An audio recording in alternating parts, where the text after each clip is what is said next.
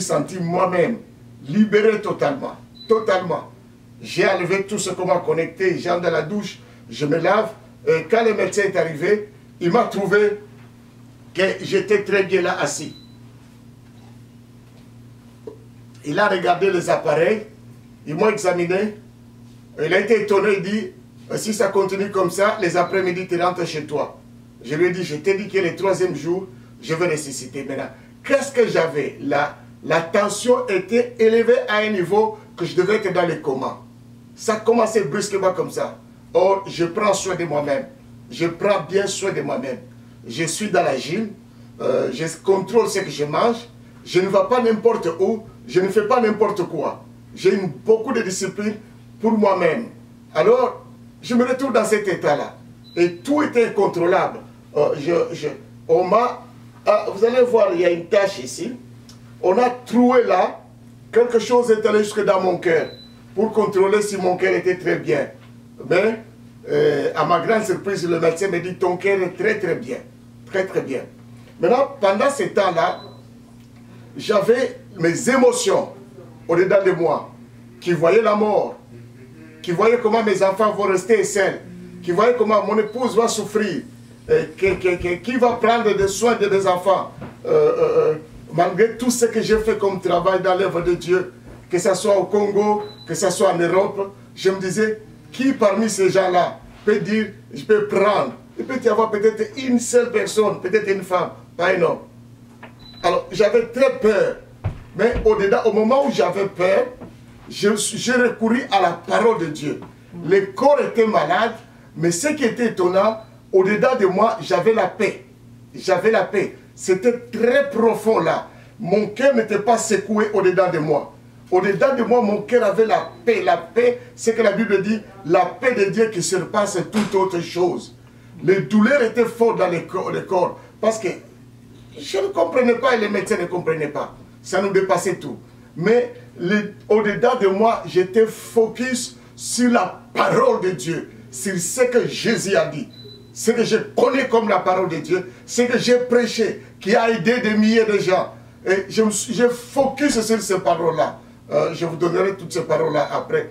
Et une des paroles, on vous fera la guerre, mais on ne vous vaincra jamais, parce que moi, l'Éternel, je suis avec vous. Amen. Je ne vous abandonnerai pas, je ne vous délaisserai pas, je suis avec vous. Amen. Il est avec nous. Amen. Cette parole était au-dedans de moi. J'ai récité cette parole. J'ai récité toutes les bonnes paroles que Dieu m'avait dit depuis que j'étais enfant. Alors, laisse-moi aller dans les textes que je vais partager avec vous. Vous allez m'excuser, c'est Marc chapitre 4, à partir de 34. Non, à partir de 35. On peut commencer avec 34 ou 35. Ça dépend de ce que tu veux. Voilà ce que la Bible dit. J'ai une version courante et Louis II et puis la Bible se mêle. Je prends le verset 25. Ce même jour, sur le soir, Jésus leur dit, passons de l'autre côté, ça c'est Semère. Mais si nous ça c'est Louis II. Si nous allons dans la version Semère, on dit ceci, ces jours-là, quand le soir fut venu, Jésus dit à ses disciples, passons de l'autre côté du lac. Écoutez bien, c'est Jésus qui dit, allons de l'autre côté. C'est Jésus qui donne l'ordre à ses disciples. Allons. Quand il dit allons, il dit vous et moi, ensemble dans les bateaux, allons de l'autre côté. Ça, c'est ce que Jésus a dit. Alors, verset 36. Ils laissèrent la foule et amenèrent Jésus sur le lac. Dans le bateau, il s'est trouvé où il s'est trouvé. D'autres bateaux les accompagnaient. Or, voilà qu'un vent très violent s'est mis à souffler. Les vagues s'est jeté contre le bateau qui se remplissait d'eau. Lui-même, lui, arrière, dormait. La tête sur un coussin. Ils étaient tous, et Jésus et les 12 disciples. Sur le bateau, Jésus dormait. Il faisait dodo, en paix. Les disciples qui ramaient, qui étaient des pêcheurs professionnels, ils ramaient, ils savaient comment lutter contre la tempête, comment lutter contre le vent.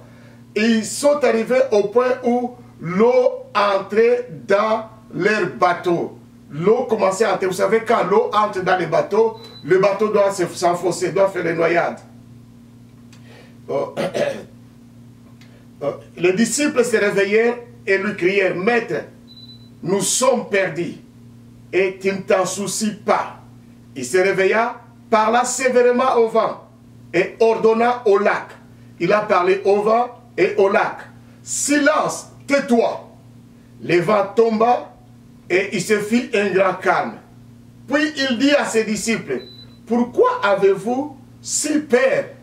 Vous ne croyez pas encore? » J'aime cette phrase des Français de Saint-Bert, dit, « Vous ne croyez pas encore? Pourquoi avez-vous peur? » Et vous ne croyez pas encore, c'est-à-dire, tout le temps que je suis avec vous, ce que je vous ai enseigné, ce n'est pas entré ou bien c'est entré et vous, vous ne croyez pas. Jusque-là, vous ne croyez pas.